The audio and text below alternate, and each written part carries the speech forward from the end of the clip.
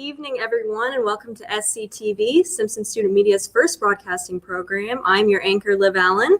And I'm your co-anchor, Seth Howard. We have a great program for you tonight, full of interviews, pre-recorded interviews, live segments. We're going to be going to some precincts, and we have a great program for you tonight. We are kicking off the night with an interview with Kedron Bardwell, a chair and professor of political science here at Simpson College. We will be discussing the results from a survey he sent out to the student body last Thursday. But before we begin, there have been some states that have already been called, according to the Associated Press. Kentucky, West Virginia, South Carolina, Alabama, Tennessee, Mississippi, and Oklahoma are all declared red.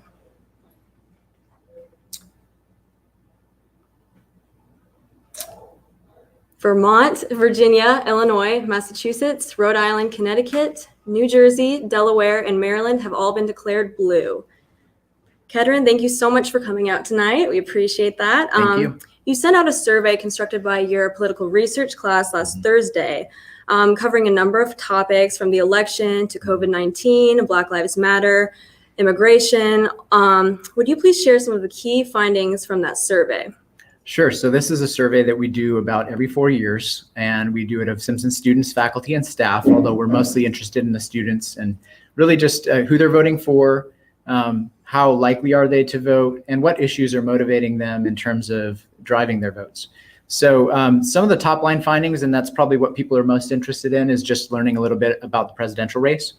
Joe Biden came out on top with 65% of the vote, and then about 30% for Donald Trump, and then about 5% for the various third-party candidates. So that would include the Libertarian, got 1 or 2%, Green Party got about 1.5%, and then candidates that are variously listed under other. So if you're going to summarize it, it's Simpson students about 2-1 for Joe Biden.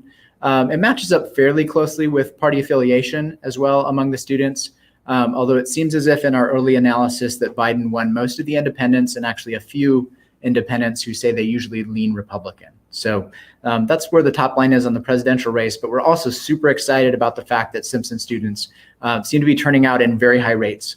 And about 85% of students say they either already voted or they were highly likely to vote. And students took this survey in the last few days. And so that compares to 2012 and 2016. For example, in 2016, about 58% of students at Simpson voted in the presidential race. We're thinking the numbers here could be closer to 70+%, counting on a lot of those very likely voters to actually show up. Yeah. So given the current political climate, why do you think it's so important to get, some of these numbers and all this data? And then also, how do you think Simpson College compares to, bigger schools and then other places? Yeah, honestly, we created this originally just because I wanted a great experiential learning classroom exercise to take my students through, to learn a little bit about polling and how it works, learn about the science of it, learn about margin of error, learn about how to craft questions in a way that's unbiased and in a way that will elicit good information that you can then use to understand the student population. So that's really where it started, is just kind of as a learning exercise, but it's blossomed into this every 4-year thing where we get insight into, the students and what they're thinking about. So yeah, that's one way to think about it, is it's a learning exercise. The other is it's predictive. We're trying to understand the issues that might motivate people to show up or not. Awesome. One of the things that I thought was really interesting from the results of your survey is that more people on our campus actually identify as independent than Republican. You don't see that as often now. Like we said, the political climate is very polarized. So why do you think that is? Or why do you think Simpson students, responded that way? Sure. To get back to your original question, we're not that different than most liberal arts colleges. If you look at universities or community colleges, they have their own kind of unique makeup in terms of students. Tends to be fairly toward the center. When you get to smaller liberal arts colleges, it's not that uncommon for there to be kind of a liberal tilt. The liberal in liberal arts doesn't necessarily mean politically liberal, but it usually means open-minded and open to new experiences and learning about different areas of the world. But we do find that small liberal arts colleges tend to have a greater share of progressives. Although in our survey over the years, Simpson has generally been center or center slightly left in terms of its ideology, liberal versus conservative. So you'll have a lot of people that say they're moderate, and then a number of people say they're independent. But one thing we've learned in political science about independence is that a lot of people take that label, but then when it comes to their voting behavior, they don't actually act that way. They may vote, 70, 80% of the time for one party or the other, but they want to say they're independent. So usually about 10% of people are really truly independent, meaning they don't really vote consistently one way or the other in terms of their top of the ticket presidential race. And that would be people who have followed the Green Party, followed the Libertarian Party, or maybe are just apolitical or somewhat apathetic about politics. And so in this polarized climate we have nationally, we're also fairly polarized here at Simpson, but with a tilt toward the left in terms of the overall student makeup. Yeah. So one thing that we found interesting in the survey is a lot of people said that they didn't really want to go through the paperwork of registering. They didn't want to vote because they felt they weren't educated enough, or they really didn't like the options of both political parties. What do you think Simpson College can do to alleviate some of those issues? Because I feel like in general, there's been so much information put out to really, understand both parties. There's so many things put out on social media. How do you think Simpson College can, alleviate some of those problems? I talked to the class today actually about the same issue, and we noticed that there was a very small percentage of people who said, I'm not likely to vote. It was actually only about 6%. So that's amazing. We had some number who were somewhat likely, and you never know if they're going to turn out or not. And so one of the things we always look for, as you said, is what are the things we could do to motivate people to go out and vote? Are there barriers that are in the way that the college could remove, that the state could remove, in order to make registration easier and then also make the vote easier? So the thing that I said to students today is if we've got that small a number of people saying they're not likely to vote, we're doing a dang good job. And I think that's kudos to Simpson, kudos to the Culver Center for all the work that they've done. They have civic engagement fellows who their entire job during the fall semester of an election year is to get people to turn out to vote. So the reasons that we found people not voting were mostly related to things like I live in another state and I didn't quite get to the deadline in terms of when I would need to get registered in the other state or to get my absentee ballot sent here to Iowa and then back. You had some people saying they just don't vote or wouldn't want to vote because they're just not that interested in politics. And so we actually felt pretty positive about the fact that it didn't seem that there were any systematic barriers that Simpson could remove that would have caused these people to go out to vote. And again, it was a very small proportion of our population. We're expecting, 70%, and I would hope 75%, maybe even closer to 80, will eventually turn out. That's unheard of. I mean, to have an 18 to 24-year-old demographic showing up at even above 50, 60% is crazy. And so this tells us we're doing something right here at Simpson in terms of civic engagement. Yeah. So one question I had that we didn't originally come up with, I think in pop culture, especially, one interesting factor of this election is Kanye West. Right. Right. I know it's very likely that he will not be elected president of the United States. Yeah. But how does something like that, kind of factor into this election? Yeah. Well, I mean, you always worry about the spoiler in American elections because we have a two-party system. If you have a minor party candidate or a third party candidate that gets 1 or 2% of the vote, they can swing the election. And this is actually exactly what happened in the 2000 election. When Al Gore was running against George Bush, and there was a Green Party candidate, Ralph Nader, who took a little bit of the vote away from Al Gore, especially in Florida, and Gore loses the election. So when we think about candidates like Kanye and some of the other minor party candidates, we usually call them spoilers. And we also notice that sometimes people will vote for them, but other times they'll think about doing it, but then not do it. And the reason is that sometimes there's this idea of almost wasting a vote. If you're going to vote for one of the third party candidates, the chance of them winning is basically zero. So you're actually going to most likely elect the candidate you like the least. Because if you're a candidate on the left that's a third party, you're going to take away from the Democrat. You're actually going to make the Republican more likely to get a plurality or even majority of the vote. So I think we looked through our open-ended responses in the third party candidates, and I think I only saw 2, maybe 3 Kanye votes. Actually, we had 1.5 to 2% going to the Green and then the Libertarian candidates. So they were much more popular among Simpson students than Kanye. So in the end, is this run that he's making a joke? Is it just for fun? I don't know. I can't get inside his mind or his intentions, but it certainly didn't affect the way that Simpson students thought about their vote. Yeah. Well, Kedron, we very much appreciate your time. And we very much thank you for taking your time out of this crazy night to come and talk to us. All right. Thank you. Absolutely. Thank you so much, Kedron. We will be back shortly with another great segment. Again, thank you so much, Kedron, for your time coming on here talking about the survey. Thank you for putting the survey out there. We really appreciate it. Make sure you're staying tuned to those notifications on Facebook Live or YouTube Live, and we will see you soon.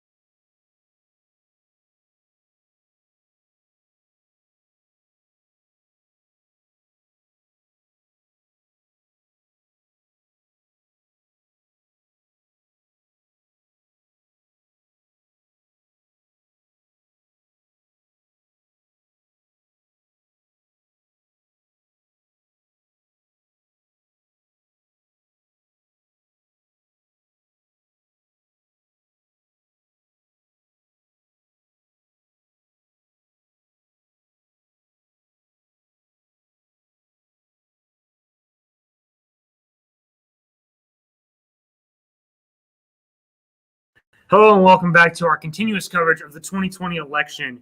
We're your hosts, Seth Howard and Liv Allen. Surprisingly, Arkansas did end up going red, so that's a shock to everyone, apparently. Yep, I'm sure we're all surprised by that one. This next segment is a pre-recorded interview with Professor Adrienne Gathman, Assistant Professor of Political Science here at Simpson College, and she will be talking about elements of the presidency from last election up until now and how that has changed. Let's take a look now. Good evening. My name is Colby Cunningham, and I'm a reporter for SCTV. Here with me tonight is Dr. Adrienne Gathman, a political science professor here at Simpson and an expert in constitutional law, state politics, and the American presidency. Within this interview, I hope to take a look at the changing role of the American presidency within both the U.S. political system and the American society. So, Professor Gathman, to start it off, my first question to you is this. How specifically has the American presidency changed within the past year? How have cultural norms been broken? How has campaigning changed? And what role has COVID-19 played in all of this? Sure. So when it comes to the change in the presidency, most of what we've seen is just a change in traditions and a change in how the president relates to the public, how the president relates to other branches of government.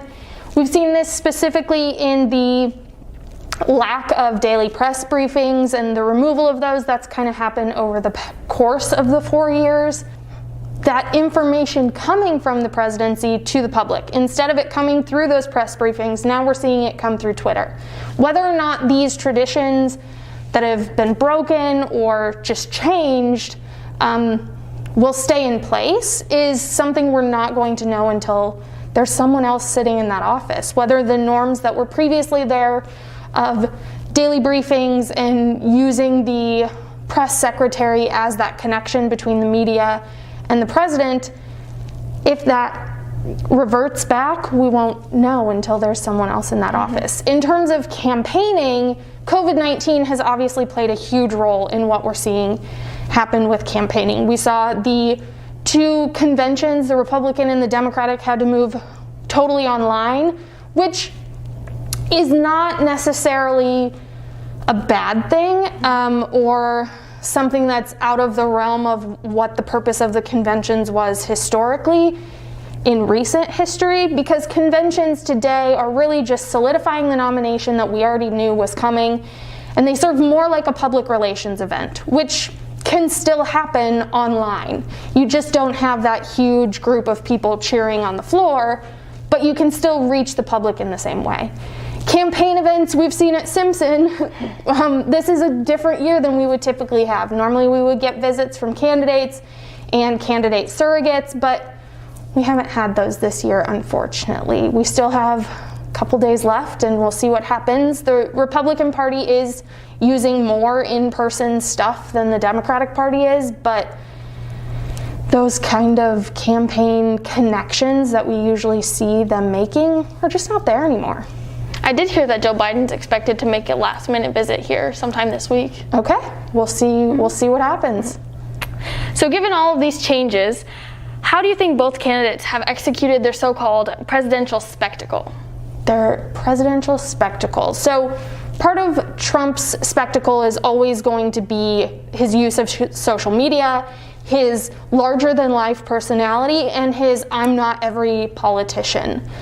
This was his message in 2016. It was a successful message that year, and he's trying to run on that again. I think one of the problems with running on that message again is he is now a politician. He's 4 years into a presidency, and so saying you aren't a politician doesn't hit in the same way that it did 4 years ago.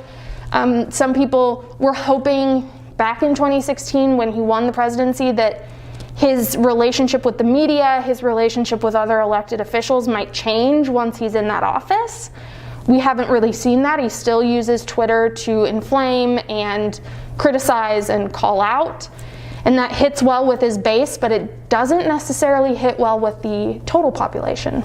And in terms of Biden's spectacle, he is a career politician, so he cannot run on anything but being a career politician. But when you're running against someone who isn't and has had some of those missteps and criticisms because of the missteps when it comes to relating to other people, whether that be the public or politicians or the media. Biden has tried to set his spectacle as staying that moderate Democrat that is steady and confident. And I think both of them have been successful in where they're aiming themselves. But whether or not that translates into a win is really the question. With that being said, I would like to hear your predictions as it relates to the outcome of the presidential election. Do you think that voters will re-elect Donald Trump, or do you think that they'll go for his Democratic counterpart, Joe Biden? It's hard to say for sure one way or the other way. I think leading up to this election, the polls have clearly shown that Biden has an edge over Trump, but polls aren't always everything because there is a margin of error that exists within that polling. And one of the things I talk about with all of my classes is to focus on that margin of error, because the margin of error can change who that poll says is going to win the election. As we saw in 2016. As we saw in 2016. And all of those results, or at least most of them where Trump won but Clinton had been predicted to win, were within the margin of error. And many of those states are still within that margin of error. So while I believe that Biden will win the election, it's not a 100% certainty thing. All right, on a more local level, what are your predictions surrounding the Iowa races for the Senate and the House? And how important are these? Yeah, I think the Iowa Senate race is extremely important. It is one of just a few swing Senate seats. And those few swing Senate seats will be the deciding factor in which political party is in the majority in the Senate. So who wins the Iowa Senate race is huge, which is why we are being punched in the face by political advertisements from both of those candidates, because it's not just the candidates themselves running the ads, it's also their parties, because this seat is so important. I think Teresa Greenfield, much like Joe Biden, has the edge, and I think the Senate seat will follow much what the presidency does here in the state of Iowa. There will be some people who vote Democrat for one and Republican for the other, but I think it will be few and far between, and there will be some level of connection between those races. So Teresa Greenfield, to me, has an edge, but that edge is not solid, and it all comes down to what turnout looks like here in the state of Iowa.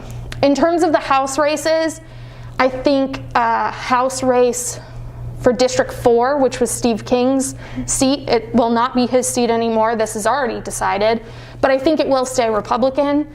I think Feenstra will win District 4. The other 3 districts, I think will stay Democrat, but again, it's going to depend on turnout.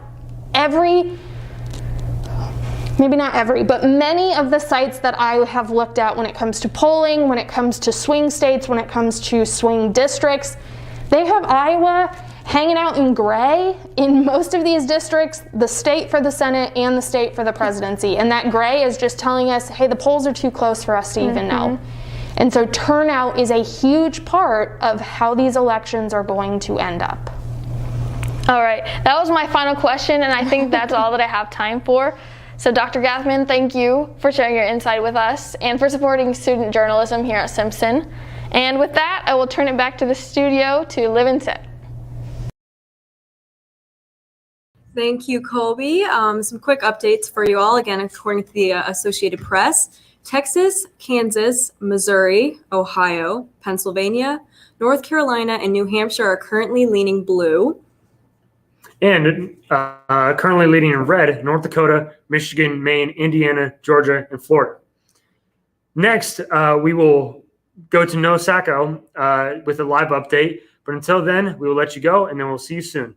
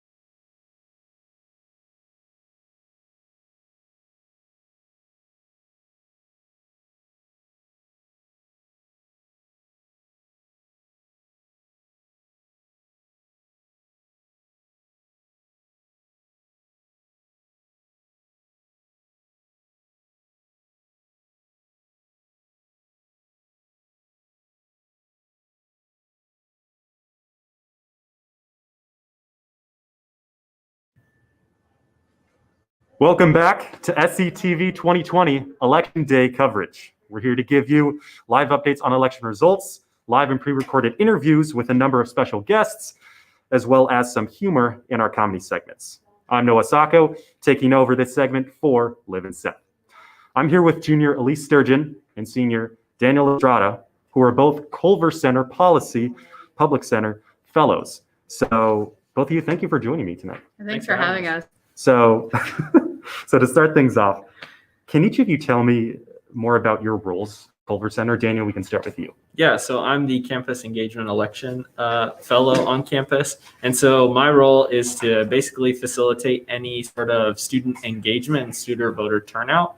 They provide us with a lot of funds and resources that traditionally schools don't usually have. So great. What about you, Elise? I work with the Andrew Goodman Foundation. So I'm the lead Andrew Goodman Foundation ambassador on this campus. So I'm like one of the co-chairs of our voter engagement committee with the Culver Center. And then my role as lead ambassador is just to help kind of get everyone organized and make sure that we're all working towards the same goals. And they also, like the Campus Election Engagement Project, provide us with a lot of funding and outside resources to help us do the work that we do. So both our groups have helped each other in tandem. So Gotcha. So tell me, how long has the Culver Center been a part of the Simpson community? I mean, do you know who really started the center to begin with? So Culver Center, we're at our 10th year of existence here at Simpson College. It's kind of the legacy of John C. Culver, who was the senator from Iowa for many years, and his family basically helped provide the funding to start basic scholarship program for people interested in public policy to help them come to Simpson and help them do specific voter engagement work on our campus. And this is the 10th year of them doing that. Mm-hmm. So Culver Center, as you guys both know very well, has an important presence on Simpson's when it comes to public policy and political awareness. So what actions has the center taken this year to encourage students to become more civically engaged on campus? Well, we've tried to be very open and honest about the conversations that we have. We've tried to be very informative about the different candidates and their stances on issues. We act as nonpartisan bodies, so we try to make sure that students have all of the information, all the correct information, despite any sort of media bias that may be present in their lives or bias that may be present within their family structure or friends or anything. So. Yep, we've especially tried to be sensitive to the concerns given COVID and just giving students as much information as possible to help make the right decision about voting is particularly what we're focused on. So giving students, where do I vote? When do I vote? How do I register? What does absenteeing mean? What kind of IDs? All these questions that can be really hard to sort through. It's our to try and make it as easy as possible for students. Gotcha. And there's probably some element of really motivating students to go out and vote and become more politically aware, both local and on a national level too, right? Absolutely. Yeah. We think that one of the best ways to help students out to vote is just making the process easy is like the first step. And then obviously talking and having conversations with people and trying to get the message out that your vote does matter, especially here in Iowa. So hopefully our campus really turns out for this election. So according to the Washington Monthly, Simpson College was ranked number 3 in the nation on the list of best colleges for student voting. Tell me, how excited were you as well as the entire Culver Center, to receive this kind of recognition going into the 2020 election? Yeah, it was a really good recognition for us, but it was off of the backs of our predecessors. So people like Levi Lefebvre, Abby Schulte, Danielle Bates. Mm-hmm. A lot of people have served our roles in different years, so we can't take all of the credit. We're just one small part of being able to engage students and get them to have really tough conversations and get them encouraged to vote and actually knowledgeable about what their vote does and what that means in the world. Yeah, it's always great getting recognition for organizing because we have put in a lot of hard work. We can't take anything for granted, right? Every election is its own beast unto itself, and we have to put in the work every election cycle. We can't just rest and assume that people on campus will go and do it by themselves. They do need help, and that's why we're here. So Elise, tell me a little bit more about your relationship with the Andrew Goodman Foundation. From the research that I've done, it sounds like an organization supports youth leadership development, voting accessibility, and social justice initiatives on campuses across the country. So has it brought any kind of benefit or certainly at least some more awareness to the Culver Center and its fellows? Absolutely. I don't think we'd have nearly as great of a voting structure within the Culver Center unless we had the outside support of organizations like the Andrew Goodman Foundation and the Campus Election Engagement Project. The Andrew Goodman Foundation has been really good about helping us build our team year by year, so making sure that we have multiple fellows. So it's not just me, but also Drake Wood is a fellow and Kylie Dopnik. And Drake Wood is like a class under us. So he gets to see the work that the upperclassmen are doing, and like he gets to help us as well. And then when we leave and graduate, we don't have to like have the fear that like, oh no, like all of the work we've done is completely for nothing. Like we have underclassmen that have been doing the work with us and will be able to help classes to come. So just building the institution of Simpson around the idea of making voting easy. Absolutely. I mean, I don't know too much about the foundation, but from what I can glean and from what you told me so far, it sounds like just an awesome organization. Yeah, Andrew Goodman actually was lynched by the KKK during Freedom Summer during the Civil Rights Movement, and his family started this organization because they wanted to help fight for the same things that he was fighting for during the Civil Rights Movement. Right.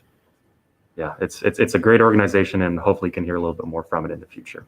So a little bit of a side note here. With the presence of COVID-19, I'm sure it hasn't really left any of our minds yet, presidential candidates have had to alter how they interact with their constituents, along with modified rallies and distance debates. How else do you think campaigns have changed due to coronavirus? As someone who worked on a previous campaign, I mean, the total strategy has shifted. It's a lot about personal engagement, but that looks very differently from what it did even last fall. Last fall, that was going up, knocking on people's doors, having a frank, honest conversation with them. Now it's a lot of, and we're all getting tired of it, but an intense amount of phone calls, a lot of Facebook chats, a lot of reaching out over Snapchat, looking at other things that we use and we associate with like very personal lives, but trying to co-opt that to kind of provide a message of hope and of unity on both sides of the aisle. So, absolutely. Which candidate do you think has adapted better with the shifting landscape, Biden or Trump? That is quite the question. I know you guys have to be nonpartisan, so it's okay if you're not really leaning either way. Honestly, I think campaigning in general is having a struggle with moving to more digital forms of outreach. The person that honestly was the best at it was probably 2008 Obama. He was really good about engaging younger people and youth through social media. It's just become a norm and an expectation now, but previously it wasn't. And now we're kind of in this weird in between where like YouTube, Snapchat, Instagram are all these tools that we are inundated with political media, but we kind of also want to be connected. And that's why we go to those things. So I don't know if one did it right.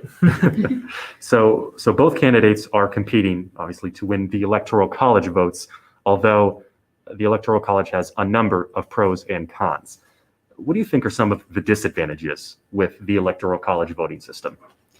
Yeah, so the Electoral College is partially based on how your state votes.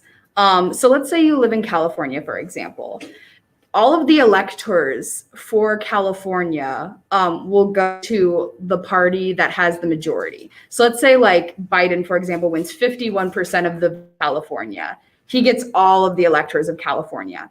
But let's say 80% of people vote for Biden in California. So that 30% of people that voted extra for Biden, it really doesn't make a difference in the Electoral College. Like those individual votes don't really count the same. Whereas if that 30% of people happen to live in a swing state, their vote might actually impact the Electoral College a little bit more. So people have been critical of it because in elections, especially in recent years, the popular vote and the Electoral College winner have been two different people. And some people think that it kind of dilutes the meaning of basically what people's votes mean. Right. So on the flip side of that, any advantages to the Electoral College voting system? Yeah. The Electoral College makes it so that candidates have to go to certain areas. They don't just have to go to the big population centers, only the cities. It does give more sway to rural areas because we're accounting for the fact that we have rural states that are going to have electoral votes no matter what. So in some respects, it can be good because then we don't just have candidates going to the cities and they care about issues that that affect rural people as well. So quickly, let's talk a little bit about swing states. So I know a handful of swing states potentially decide the election as a whole and be targeted heavily by campaigners. Among Florida, Pennsylvania, Ohio, Michigan, North Carolina, Arizona, Wisconsin, which state specifically do you anticipate having a large impact in determining our next president, and why? I genuinely think it's all of those that you mentioned.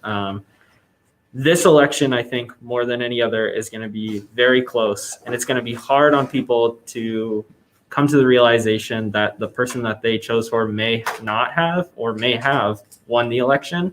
And that's all because of those swing states. It's hard to discount any state that is considered a swing state this election cycle because one of them could be the one that flips it to the other candidate. And we're just in a time of uncertainty right now that we don't know which state that is. Right. Yeah, I will tell you the one that I'm going to be watching tonight is going to be Florida.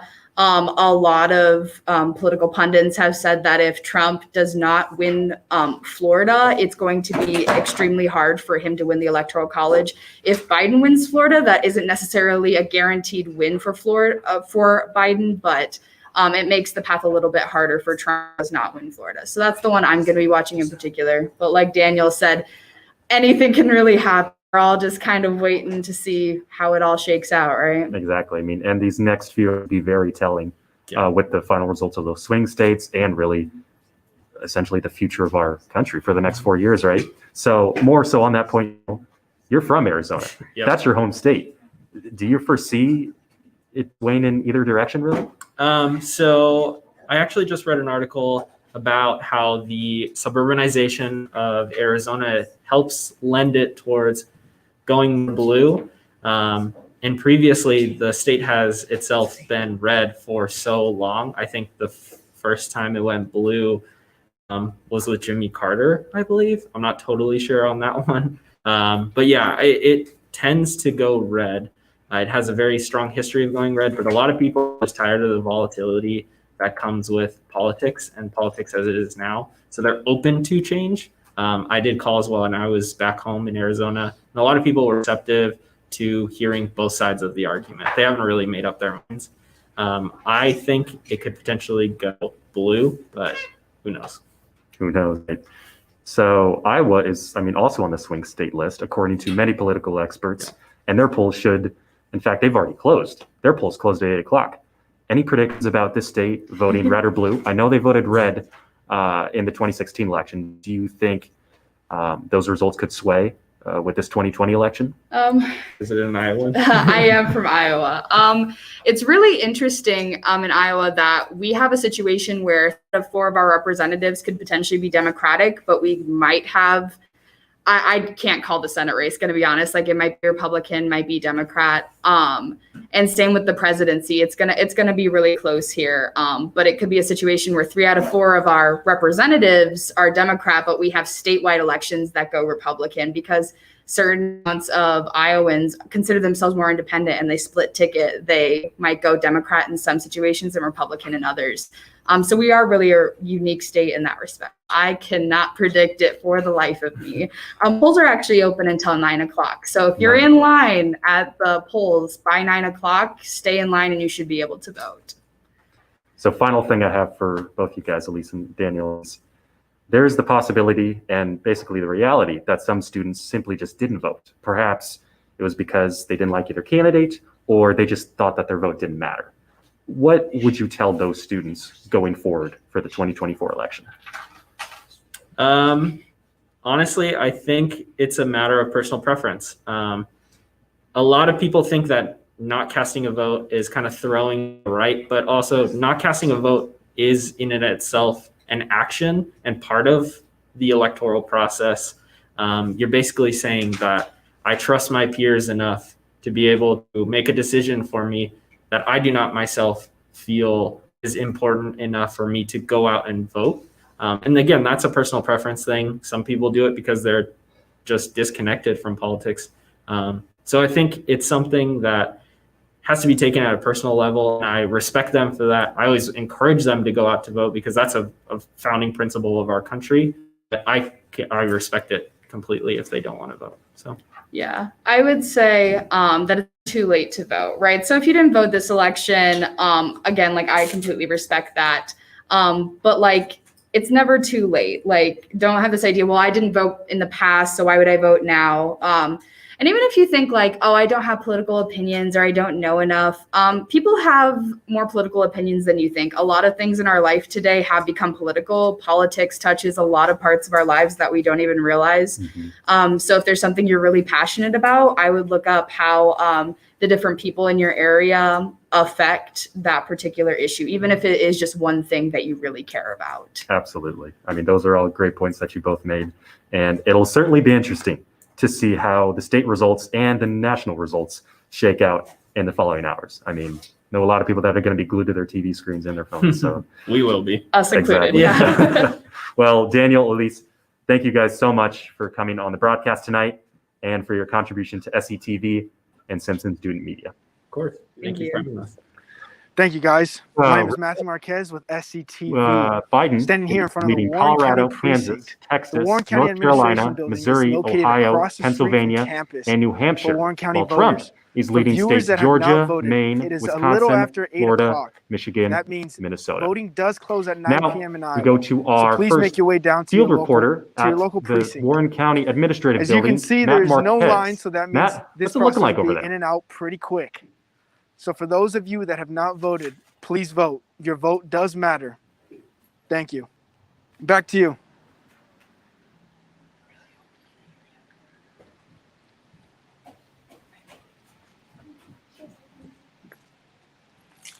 Anything?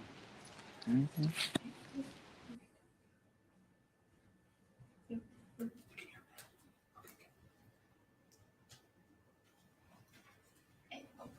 A little bit.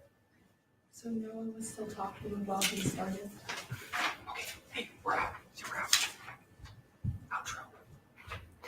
We now also go to our second field reporter, Jake Bren. Scratch that, actually. We will hear from Jake later in the night.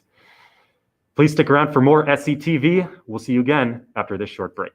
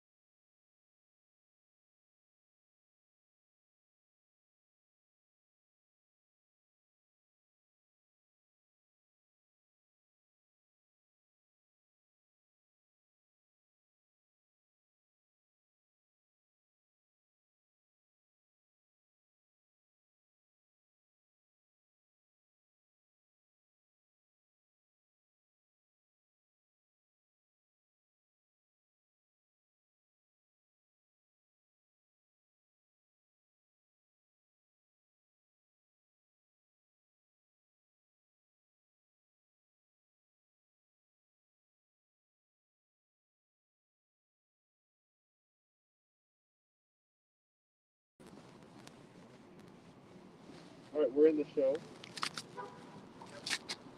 Perfect.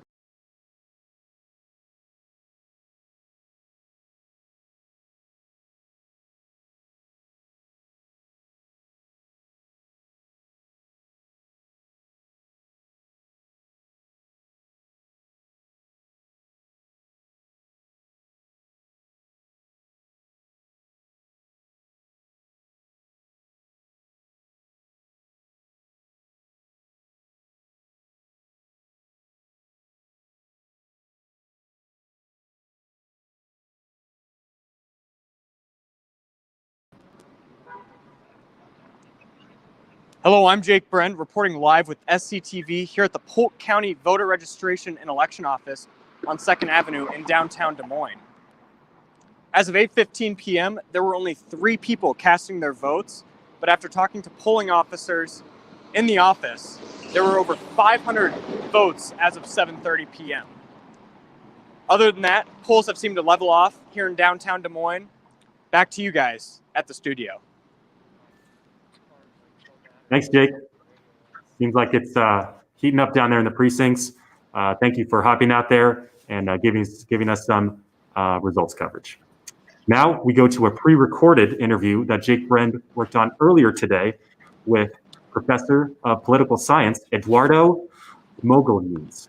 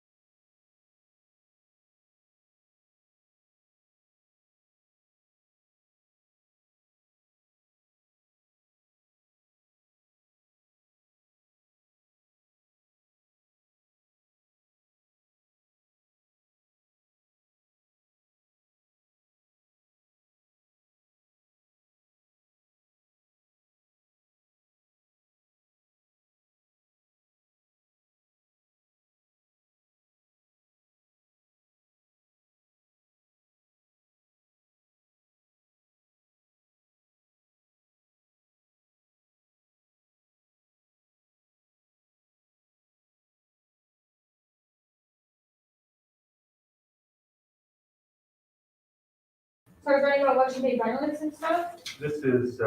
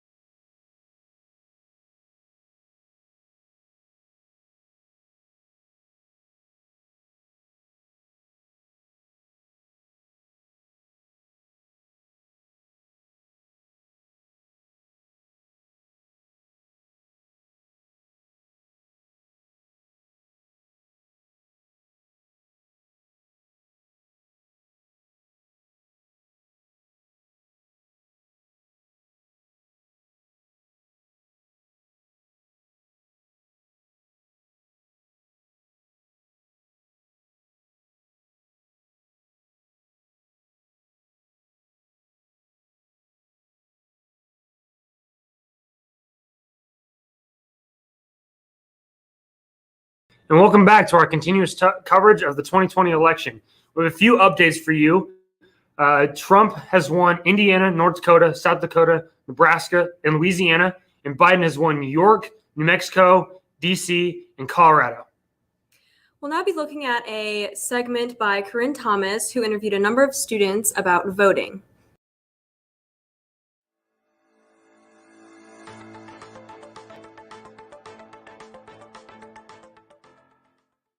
The voting polls look just a little bit different this year in Iowa. Getting your hands on an absentee ballot was just as easy as it always has been, but drive-up voting has gained popularity. Simpson College students have had the opportunity to utilize drive-up voting and same-day registration for Warren County. Many students, when asked if they were voting in person, absentee, or same-day registration, have said that they voted absentee for many reasons. I preferred to vote at my home where my actual representatives are because I feel like not a lot of people from my area will be voting the same way that I do because I live in a heavily conservative and I am moderately liberal. So I wanted to vote in that area to get my voice heard where it probably matters most. Although not all students utilize the drive-up polling or absentee ballots, they still suggest getting your vote in any way you can. My registration's in Madison County, but if I were registered in Warren County, I definitely would have done the drive-up polling. It makes it so much easier, and it's way convenient and better than having to go in person, especially during a pandemic. I think the drive-up voting here in Indianola is a great opportunity for students to have an easy way to vote and do it in a safe way where they're not putting themselves at risk because of the pandemic. And I voted early. Junior Elise Sturgeon explains why it's so important for students to vote. I think that often in our politics, because they count on students not voting, they don't really listen to our concerns. I think our generation has unique challenges, and I think they need to be listened to. So that's why I think students really need to get out there and show politicians that we do care and we really want change. I'm Corinne Thomas, reporting for SCTV. Thank you, Corinne. And now we will be taking a short break. For our next segment, Noah will be taking back over with the president of the Simpson Democrats and the Simpson Republicans. We'll see you soon.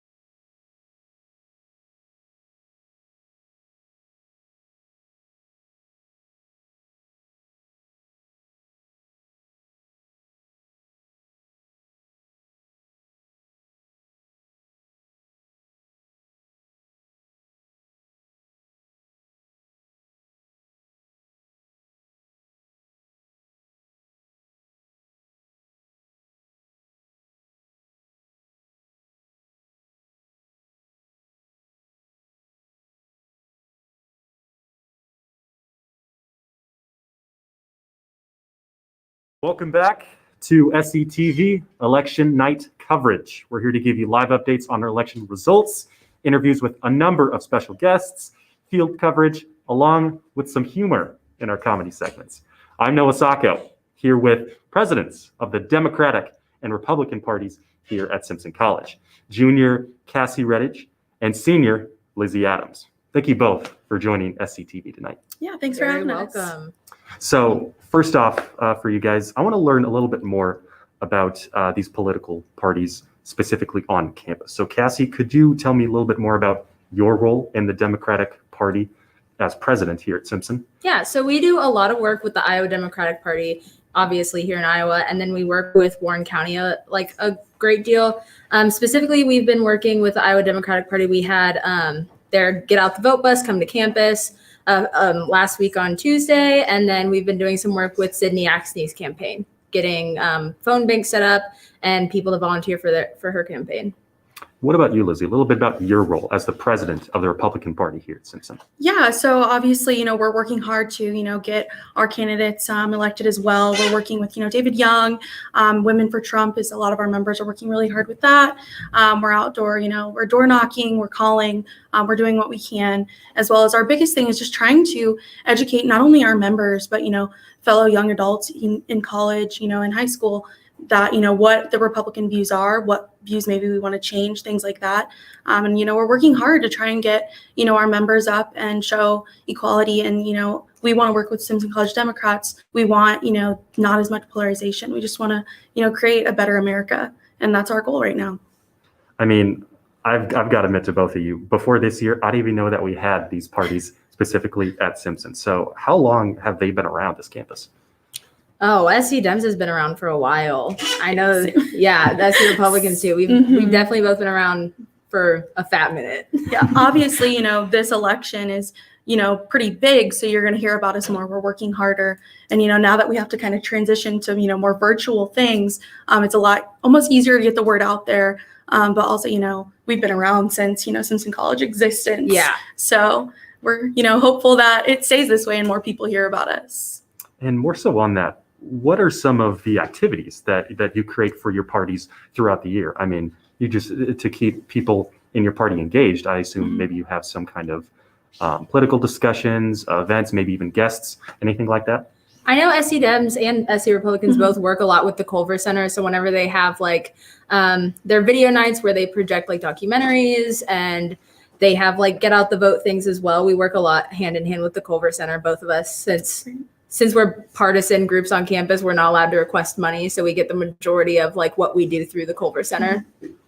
But I feel like the primary of what we do with, well, at least SC Dems does with our club, is just really working with volunteer opportunities and internship opportunities and getting our members those opportunities to work with different campaigns. Specifically, last year with the caucus, we had a really big turnout in SC Dems working with the various different candidates that were running. And a lot of our members were really engaged in working with various political campaigns that last year. Gotcha. So what about for tonight? Have either the Republican or Democratic parties assemble any kind of basically watch parties to watch the election results and congregate together? Yeah, so at least for us, our plan is to either, we'll either have a party tomorrow, or, we're going to talk about, still ways that we can still succeed, even if Biden, were to become president, or we lose the House, lose the Senate, whatever it may be, and still staying involved. Our biggest thing is still working on, getting people those internships, things like that, and still learning about local politics. We're, still setting up a lot of internships with our governor here. We've done great with Simpson, also thanks to Bardwell. He's done a lot for us there. And, our biggest thing tonight is to vote. Go out and vote. If you don't know how to vote, we can connect you with the Culver Center. That's kind of what we're pushing, as well as that. So that's kind of our goals. I don't know about you guys. Similar. I think our primary goals for tonight and after the election is just to have a lot of discussion about what the United States democratic process is, what all of this means for us moving forward and means for the United States moving forward, and how we can make this country more united and more just democratic as a whole, and looking at all of opinions, all of beliefs, and trying to get those hardline democratic policies and beliefs through. and what we can do despite the results of the election. So according to the Washington Monthly, recent study put out by them, Simpson College was ranked in the top 3. In fact, they were number 3 for best colleges for student voting in the country. Do you think Simpson has really earned this recognition, or is there things that the college could be doing more to promote student voting? I think our college does a really good job of promoting like voting on campus. I mean, we have like the Culver Center who is out in like the pedestrian pavilion all the time, like with registration forms, getting voters registered and like having resources and information available if you want to vote in your home state and you need to request an absentee ballot, or what you need to do if you're an out-of-state student and you want to vote the same day of the election with lease agreements and all of the logistics. I think like our school does a really good job with making all of the information you need to effectively vote like there for you. Yeah, and I mean, to add to that, I definitely agree. We have earned it. And I think, especially our location, we're right here. We're right by, Iowa Supreme Court. That helps us get involved in politics. And I think, at Simpson, regardless of your major, we have students that want to be involved in politics. And I think, our voting results show that, like, we get involved. And I couldn't, say enough about, Simpson College Democrats, Simpson College Republicans, the Culver Center. We're actively working. And, we also have our candidates here that are really pushing, like, hey, Simpson, vote. And I think it's great. We're standing up for what we believe in, regardless of if it's, co-aligns with my views or not.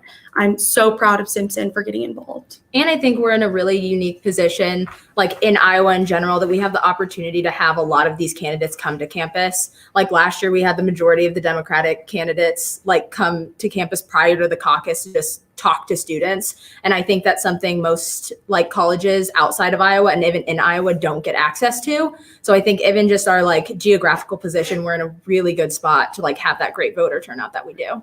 I think it also speaks volumes to really the civic engagement that we have on this campus. So even if like Elizabeth Warren and Joe Biden and Bernie Sanders, if they come to this campus, they know they'll have a big both faculty and student turnout. So I think that plays huge credit to the great faculty that we have here, especially in the poli-sci department, and just the great students that we have here from all over, really. Absolutely. I think it definitely, says a lot that even during a time of COVID, when we can't get as many speakers, we wanted, to get Trump, things like that. And unfortunately, we do have to do some things over Zoom, but we still have that turnout. And I think that's great that we want to keep pushing for it. And I hope that it continues.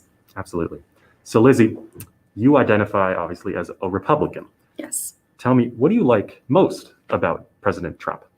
For me, it's definitely, I've always, been a believer in the conservative views as far as business goes. I believe in keeping the economy open. I believe in keeping businesses open, providing aid to those that need it. And overall, I don't think that raising taxes, especially during, pandemic, is really the best view. And so I think that those are some of the big reasons, that I stuck with Trump, and I'll continue to keep Trump in my heart as we move on, regardless of the results. And more so on that, what do you think President Trump and the GOP have done well in this election thus far? What do you think they need to continue to keep doing if they win another term?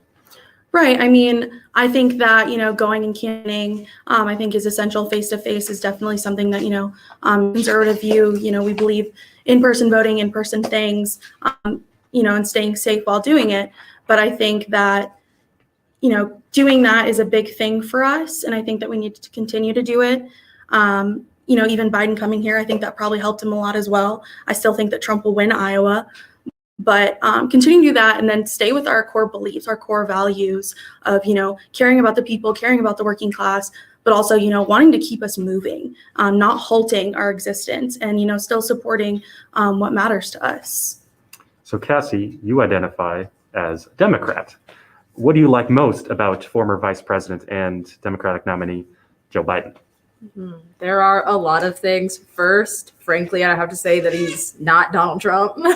Second, I would have to say that, well, a lot of things, but that he's wanting to be a big advocate for like solving racial inequality in this country. He wants to be a big advocate for like making incremental change with climate issues. I think it's really important like to increase access to healthcare. Conversely to Lizzie, I think it's super important that we increase taxes on the top 1%, and that's something Joe Biden wants to do. I think it's something that needs to happen in this country to have the programs and the social programs that like are needed for like our poorest in this country and our less advantaged. I think just the platform of wanting to help other people and to raise like equity levels in this country is really important. And Joe Biden is doing a great job at trying to get those gaps like smaller. And more so on that point, parts of Biden's campaign that you think he succeeded in? I think he's doing a really good job of keeping the states that went blue in 2016, like keeping those as blue states that voted for Clinton that are going to vote for Joe Biden. I also think he's done a good job in doing the groundwork in swing states like Michigan and Wisconsin that he needs to flip back blue to win this election. So I think his strategic planning in this election for who he like is getting to vote for him is really smart. And I also think that looking to like the Black vote in particular, like we're a huge voting bloc, and like gaining that vote is critical to winning the election. And I think he's doing the work in all of those sections to win the presidency. So as far as areas of improvement, Lizzie, I know that President Donald Trump and his administration haven't been 100% clear with their agenda for the next 4 years. So do you think this is one of the areas that the Republican Party can improve upon?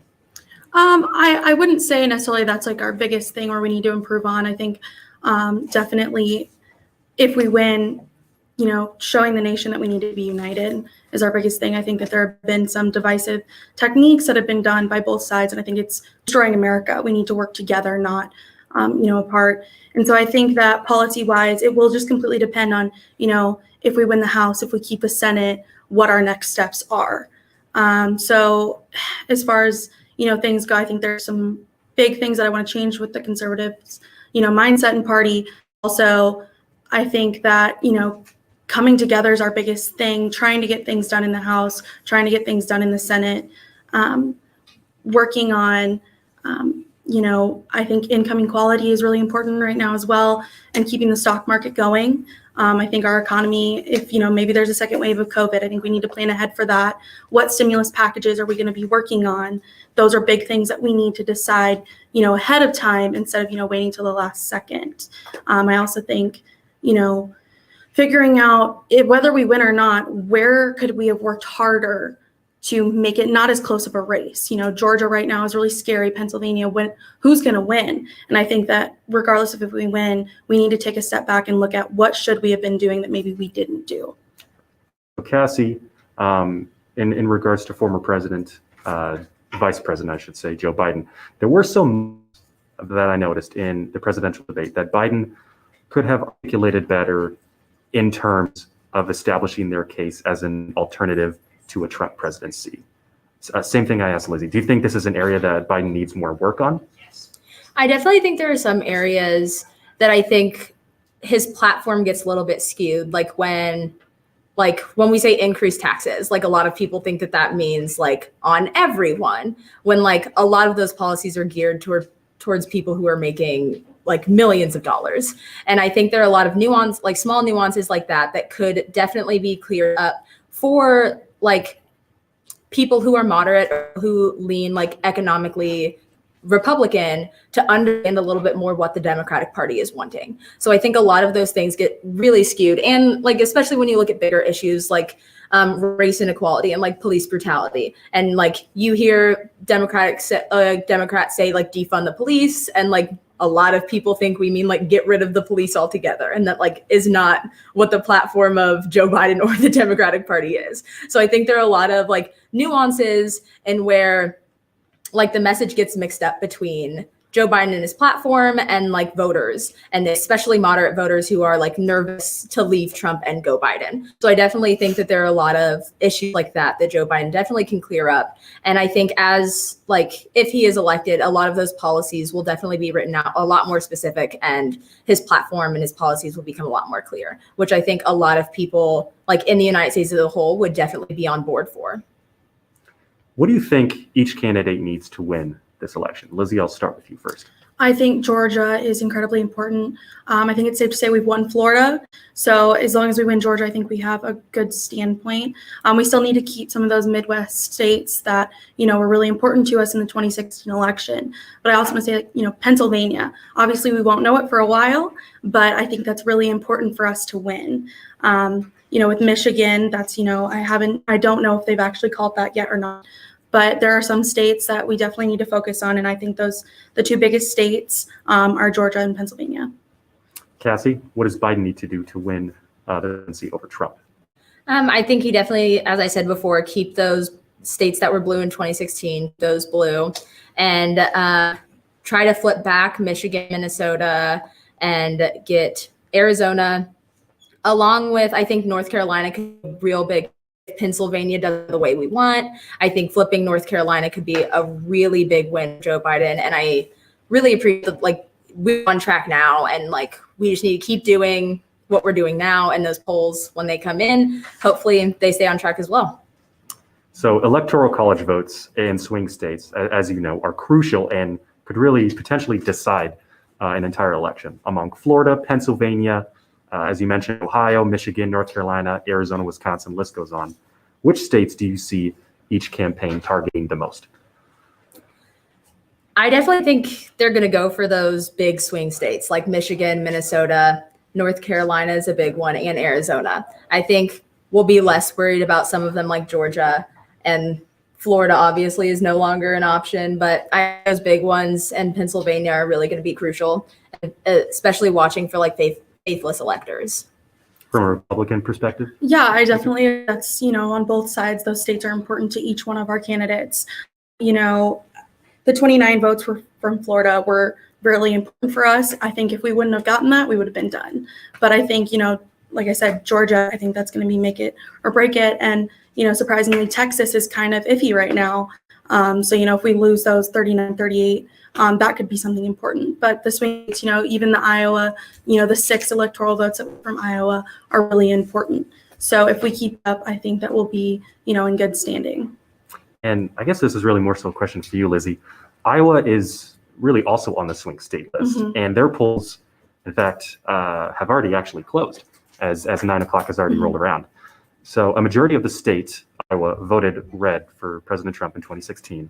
Do you see that changing this year, or do you think they'll stay with that same trend? I think I'm going to stay with Trump. Obviously polls are a little bit iffy. It's always a little bit questionable, but some of the more recent polls have still showed Trump leading by about 2 to 3%.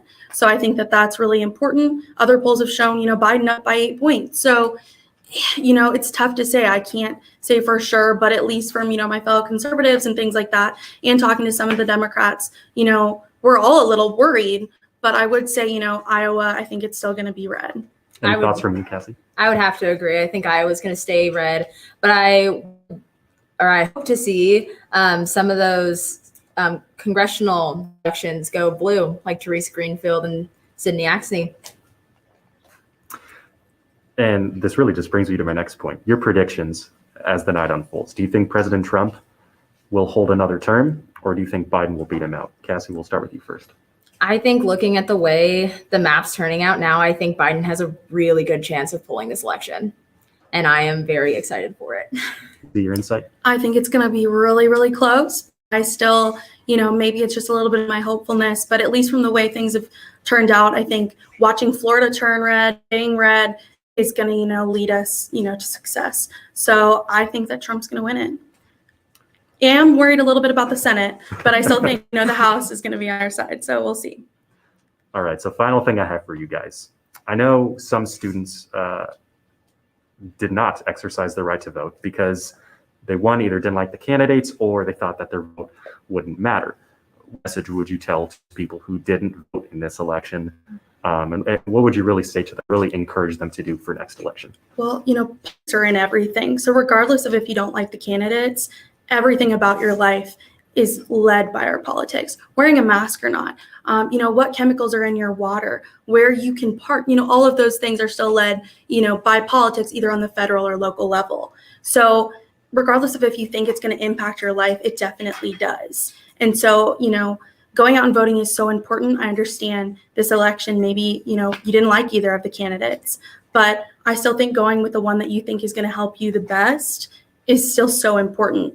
Our forefathers have given their lives for our right to vote.